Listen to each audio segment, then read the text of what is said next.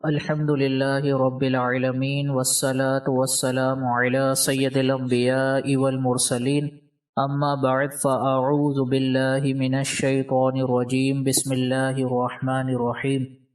آج سے انشاءاللہ عز و جل تراویح کے ضروری مسائل ذکر کیے جائیں گے، تو آپ تمام سامعین سے درخواست ہے کہ تراویح سے متعلق جتنے بھی مسائل ذکر کیے جائیں ان کو بغور سنیں، اور ممکن ہو تو اس کو اپنے پاس لکھیں، تاکہ تا حیات جب جب اللہ تعالیٰ آپ کو زندگی میں نماز تراویح کا موقع عطا فرمائے تو آپ کے لیے اس عبادت کی ادائیگی آسان ہو۔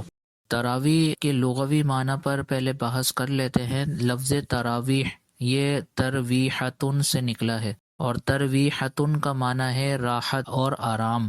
تو اس نماز کو نماز تراویح اس لیے کہا جاتا ہے کہ اس کی ہر 4 رکعت کے بعد چونکہ کچھ دیر بیٹھا جاتا ہے، آرام کیا جاتا ہے، تو اس وجہ سے اس کو نماز تراویح کہا جاتا ہے۔ مرد ہو یا عورت، تراویح دونوں کے لیے سنت مؤکدہ ہے، اور سنت مؤکدہ کا مطلب یہ ہے کہ اس کی ادائیگی مرد اور عورت دونوں پر لازم ہے، اور بغیر کسی مجبوری کے اس کے ترک کی عادت بنا لینا یہ شرعاً جائز نہیں ہے۔ وہ بہنیں جو تراویح کے سلسلے میں سستی اور کاہلی کا شکار ہوتی ہیں اور اس عظیم سنت کو رمضان المبارک میں ترک کرتی ہیں، وہ اس پر ضرور توجہ فرمائیں کہ یہ تراویح ایک ایسی عبادت ہے جو مرد اور عورت دونوں کے لیے سنت مؤکدہ ہے۔ اگلا مسئلہ یہ ہے کہ تراویح کی رکعات 20 ہیں، لہٰذا تراویح پوری 20 کی 20 رکعات پڑھی جائیں گی، اس سے کم بالکل بھی نہیں پڑھی جائیں گی۔ بعض بہنوں کی طرف سے سوال آتا ہے کہ کام کاج کی وجہ سے اگر تھکن بہت زیادہ ہو تو کیا ہم تراویح کی رکعات کو کم کر سکتے ہیں؟ تو یہ یاد رکھیں کہ اس کی شرعاً بالکل بھی اجازت نہیں ہے۔ جس چیز کی تعداد شریعت نے مقرر کر دی ہے تو بعد میں آنے والے لوگوں کو اس میں کمی بیشی کا اختیار بالکل بھی نہیں ہے، لہٰذا پوری کی پوری 20 رکعات یہ سنت مؤکدہ ہیں، اس سے کم کرنے کی اجازت بالکل بھی نہیں ہے۔ اگلا مسئلہ یہ ہے کہ چونکہ خواتین گھروں کے اندر عام طور پہ تنہا نماز تراویح ادا کر رہی ہوتی ہیں، تو اگر تنہا نماز تراویح ادا کی جا رہی ہو تو اس سلسلے میں یاد رکھیں 2 سنت مؤکدہ ہیں۔ پہلی سنت مؤکدہ پوری 20 رکعات پڑھنا ہے، اور دوسری سنت مؤکدہ رمضان کی تمام راتوں میں پڑھنا ہے۔ تو یہ 2 سنت مؤکدہ ایک عورت پر پوری کرنا لازم ہے کہ وہ پوری 20 رکعات پڑھے، یہ سنت مؤکدہ ہے، اور رمضان المبارک کی تمام راتوں میں نماز تراویح پڑھنا یہ دوسری سنت مؤکدہ ہے۔ اس کے بعد اگلا مسئلہ یہ ہے کہ سورتوں سے تراویح پڑھی جا سکتی ہے۔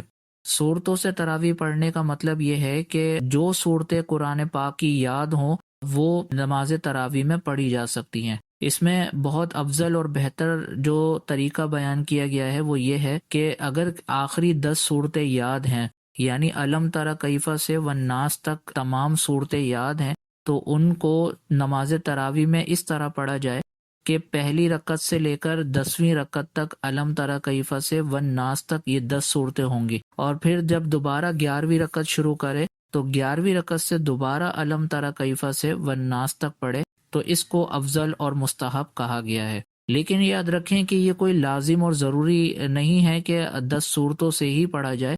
قرآن کی جو بھی صورتیں یاد ہوں ان کو پڑھا جا سکتا ہے نماز تراویح کے اندر۔ اور یہ یاد رکھیں کہ ایک سلام سے نماز تراویح کی جو رکعات پڑھی جا رہی ہوتی ہیں ان میں باہم ترتیب کا ہونا لازم و ضروری ہے۔ مثال کے طور پر 20 رکعت نماز تراویح عورت پڑھ رہی ہے، اور شروع کی 2 رکعتیں اس نے ایک سلام سے پڑھی، اور پہلی رکعت میں اس نے سورہ فلق پڑھی اور دوسری رکعت میں سورہ ناس پڑھی، تو یہ بالکل درست ہے۔ اور تیسری اور چوتھی رکعت جب وہ تراویح کی پڑھے تو وہ اس سے پہلے کی صورتیں بھی پڑھ سکتی ہے۔ وجہ اس کی یہ ہے کہ جب نماز ایک سلام سے پڑھی جا رہی ہو تو ان میں باہم ترتیب کا ہونا ضروری ہے۔ یہاں پر چونکہ شروع کی 2 رکعتیں الگ سلام سے پڑھی گئیں اور بعد کی 2 رکعتیں الگ سلام سے پڑھی گئیں، تو ان میں باہم ترتیب کا ہونا ضروری نہیں ہے۔ تو آج کے لیکچر میں بیان کیے گئے مسائل کا ایک مرتبہ پھر ہم خلاصہ کر لیتے ہیں۔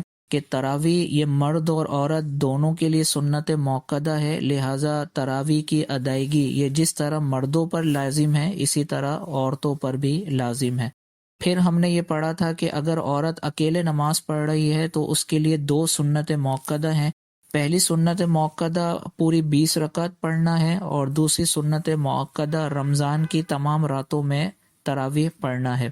اس کے بعد ہم نے یہ پڑھا کہ صورتوں سے تراویح پڑھی جا سکتی ہے، یعنی علم تری کیفہ سے والناس تک اگر 10 صورتیں یاد ہیں تو ان 10 صورتوں کو تراویح میں پڑھا جائے، یہی افضل اور اولیٰ طریقہ ہے۔